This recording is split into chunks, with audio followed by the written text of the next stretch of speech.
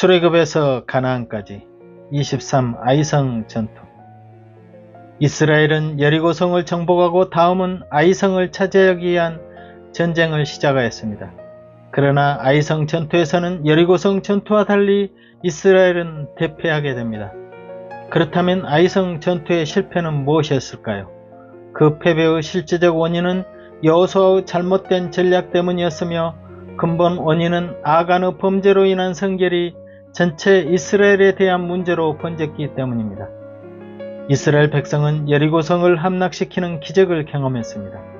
그런데 그 놀라운 승리의 기억이 하나님을 더욱 의지하여야 함에도 불구하고 오히려 자신들의 힘과 전략으로도 충분히 이길 수 있다는 자만심으로 이어졌습니다. 정탐꾼들은 여호수아에게 아이성은 작은 성이니 2~3천 명만 올라가서 치시지요. 모든 백성을 수고롭게 하지 마소서 라고 보고했습니다.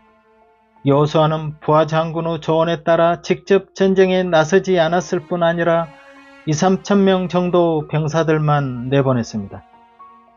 지도자인 여호수아는 하나님께 묻지 않고 그 말을 그대로 받아들였습니다. 가나안 정복처럼 쉬우리라 생각하여 적은 수 군대를 보냈기 때문입니다.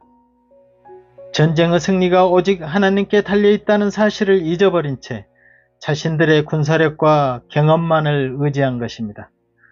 하나님께서 전쟁의 지휘관으로 직접 참전하신다는 것을 잊지 않았다면 여호수아도 뒤에 남아있을 생각은 할 수 없었을 것입니다.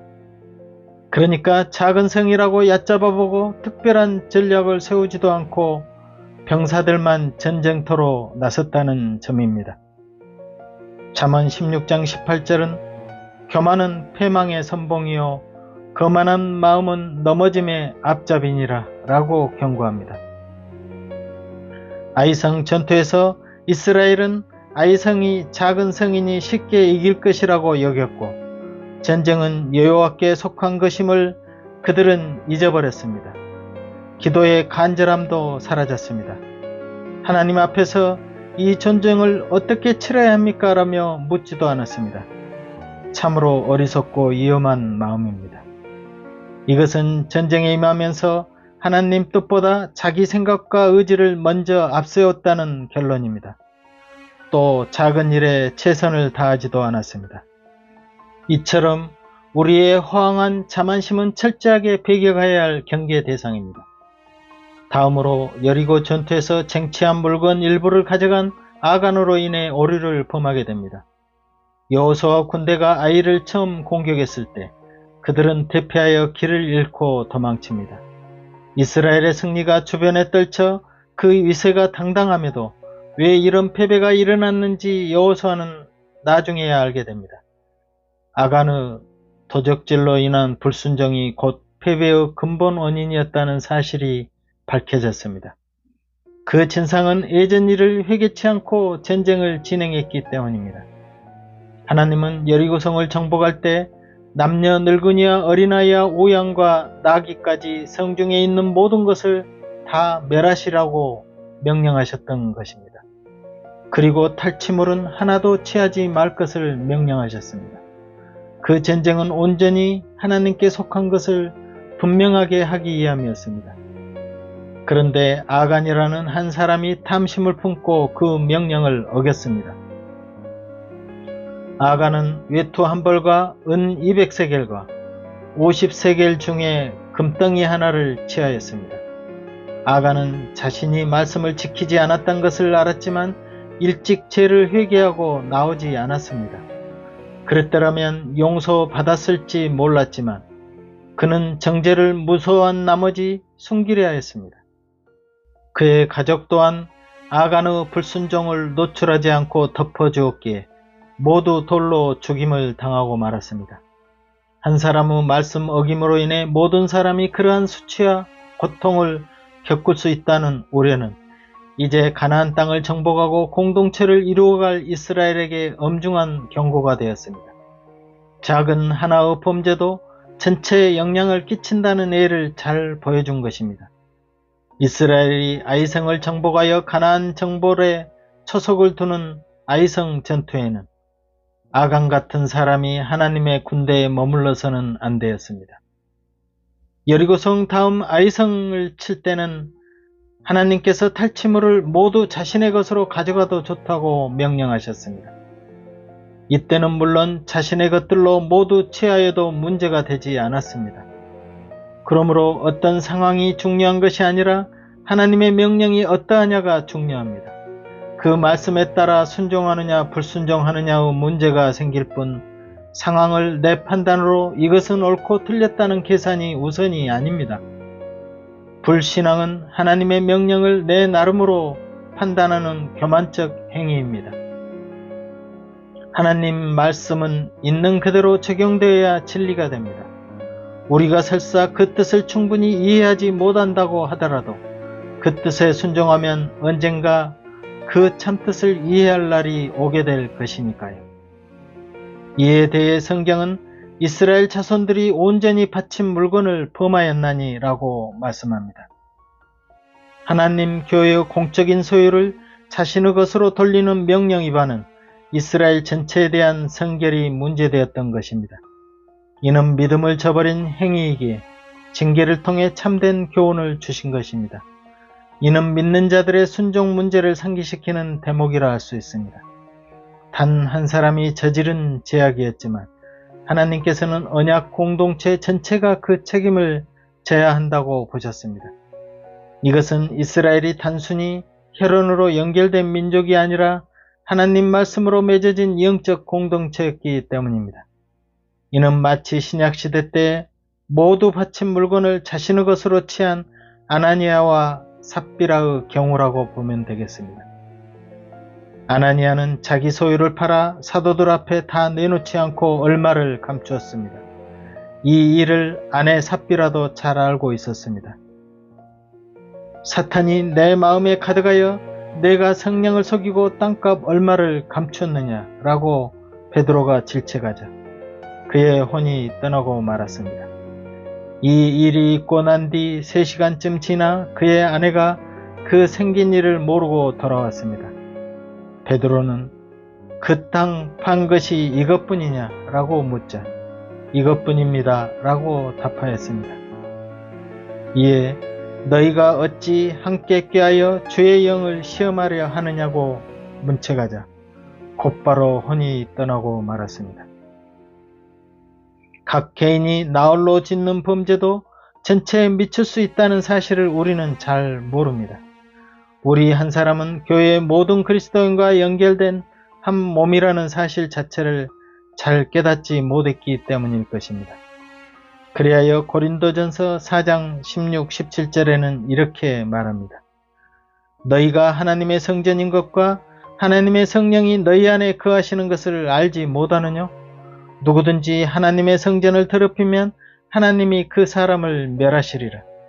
하나님의 성전은 거룩하니 너희도 거룩하니라.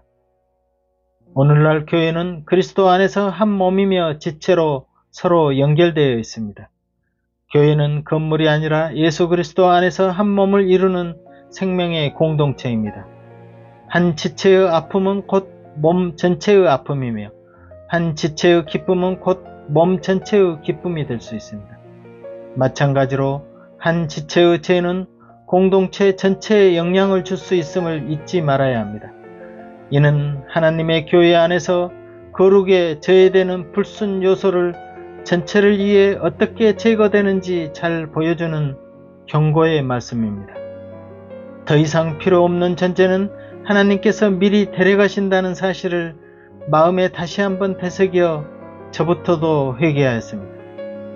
아이성 전투에서 패배한 후 여호수아와 이스라엘 장로들은 옷을 찢고 여호와 궤 앞에 땅에 엎드려 머리에 티끌을 뒤집었으며 저물도록 회개의 기도를 드렸습니다.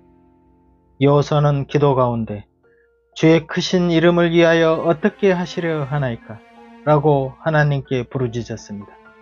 그때 하나님께서는 실패의 원인이 무엇인지 분명히 가르쳐 주셨습니다. 나의 언약을 어기었나니 곧 그들이 바친 물건을 취하고 도적질하고 사기하여 자기 기구 가운데 두었느니라. 아간이 몰래 숨겨둔 전리품 그 물건들이 바로 패배의 직접적인 원인이었습니다. 하나님은 또한 승리하는 방법도 가르쳐 주셨습니다. 여호수아의 실패의 원인을 깨달은 다음 범죄자인 아간을 색출하여 처형시켰습니다. 아니, 아간뿐만 아니라 그와 관련된 모든 것을 돌로 치고 불사르고 그 위에 돌 무더기를 크게 쌓았습니다. 이것은 한 사람의 죄가 다시 공동체를 더럽히지 못하게 하기 위한 단호한 조치였습니다. 오늘날 우리의 삶에도 자기 생각이 무조건 옳다고 생각하며 무심코 행동에 옮깁니다.